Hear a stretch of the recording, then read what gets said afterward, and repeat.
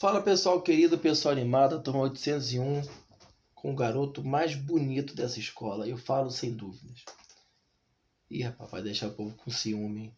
Menino Bernardo, menino elegante, bonitão. Vamos continuar dando prosseguimento à nossa aula a respeito do segundo reinado.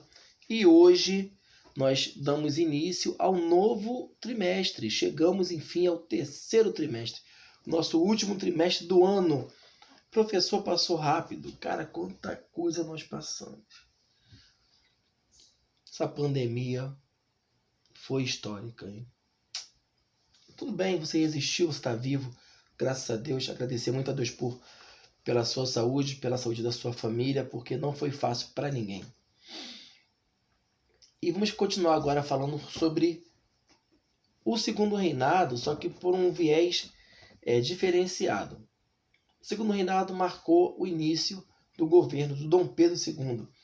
Aquele menino de apenas 14 anos, que ao invés de querer paquerar, ao invés de querer curtir a sua vida, ele vai administrar um país complexo, extremamente conturbado, cheio de agitação, cheio de violência, cheio de revolta.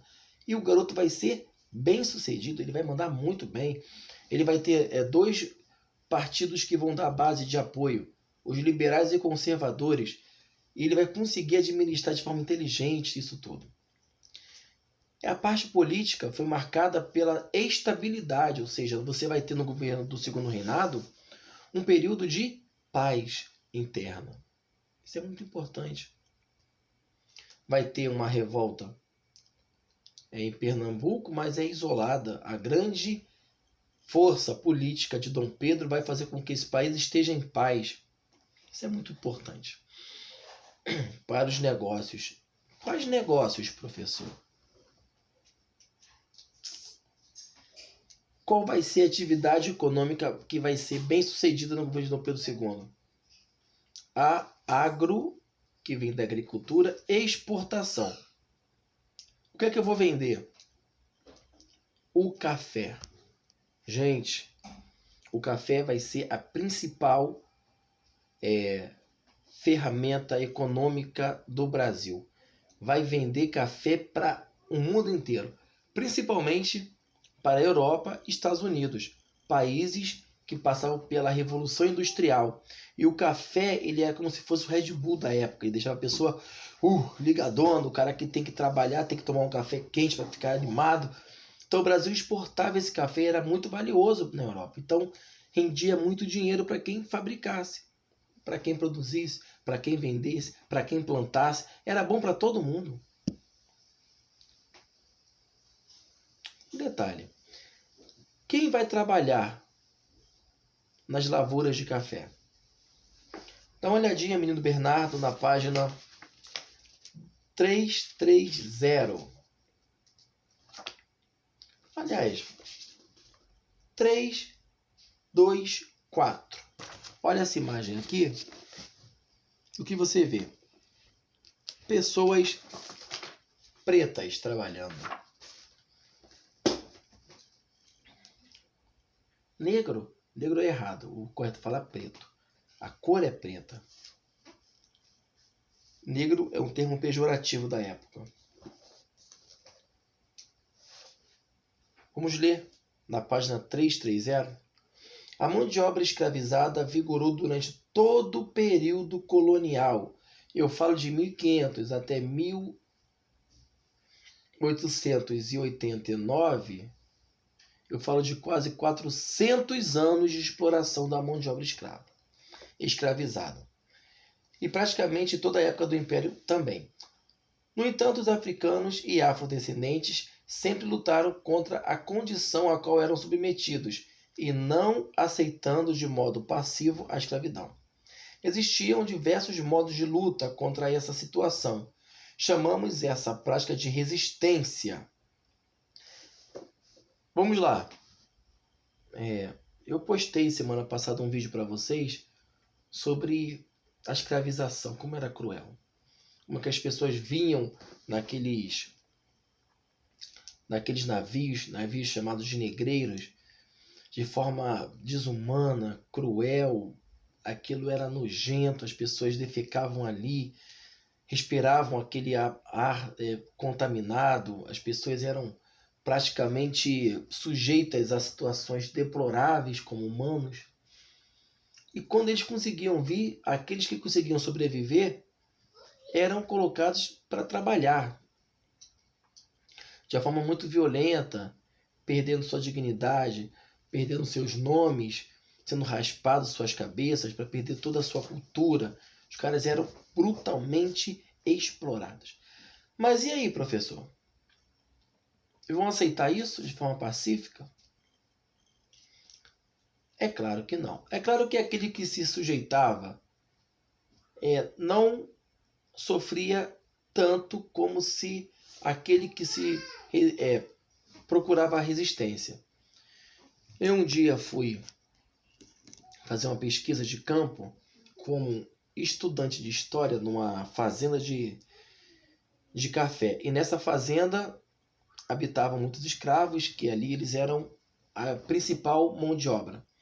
Rapaz, tinha um local onde era colocado o escravo fujão. Era só ele, a porta e uma parede. O cara ficava ali, não tinha tempo, não tinha condição de abaixar, ele não poderia se mover. Então eles se viravam e começavam com o dedo a tirar lascas da pedra para poder ficar com mais espaço. Sem contar nas chibatadas, sem contar nas humilhações, sem contar nas torturas que eles sofriam. Então eram coisas horríveis. Coisas horríveis. Se algum escravo fosse pego falando que não devia, pegava-se um ovo quente, que mal você consegue segurar na mão, e botava na boca da pessoa. Tem noção do que é isso? Mesmo assim, com todas essas formas de tortura, muitos resistiam e formavam os famosos quilombos. Dá uma olhadinha aí na página 330. Os escravizados fugidos formavam os quilombos, que consistiam em, marca isso agora, aldeamentos escondidos nas matas e no interior.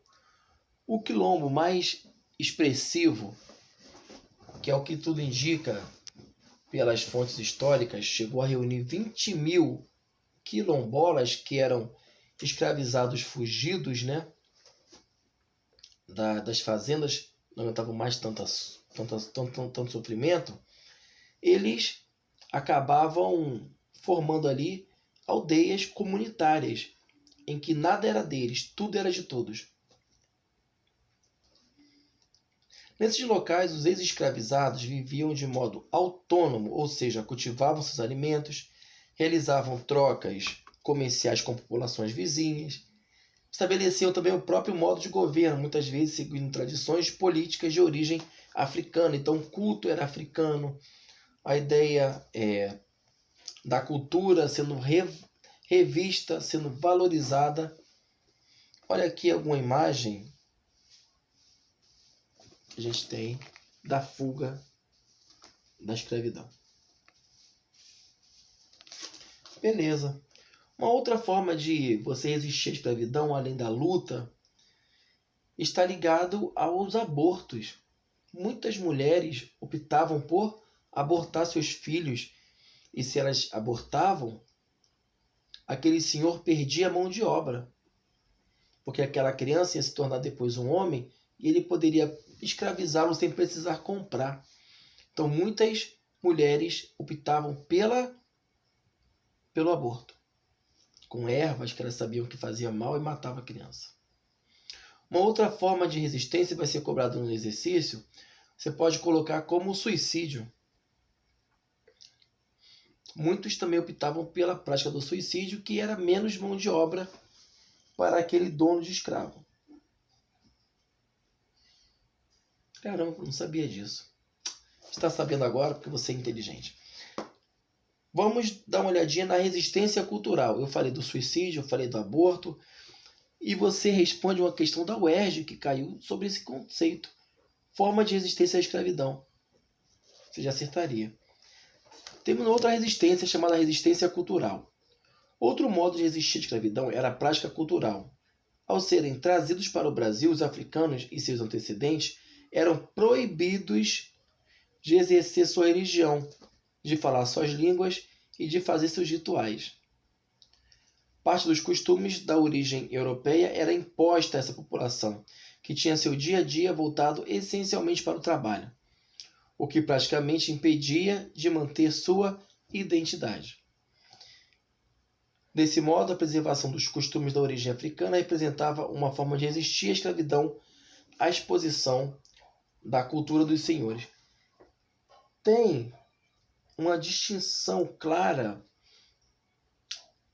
de cultos afros. Temos hoje uma distinção. Tem o candomblé, que é a origem da mãe África. As pessoas pegam de lá a influência e incorporam aqui como se fosse uma extensão da cultura africana. E tem o candomblé e tem a Umbanda, que é uma mistura entre os santos católicos com os santos africanos. Por exemplo, São Jorge. São Jorge é um santo católico. Tem sua importância católica, né? O São Jorge, aquele que matou o dragão. E você tem esse mesmo santo católico no centro de Umbanda,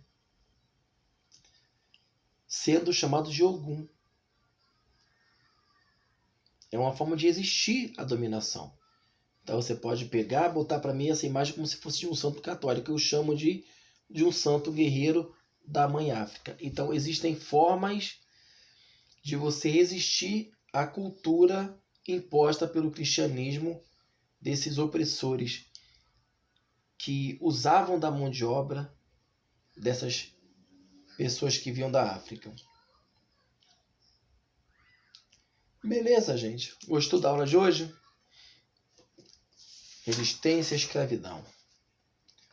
Vamos agora fazer algumas atividades. Tá.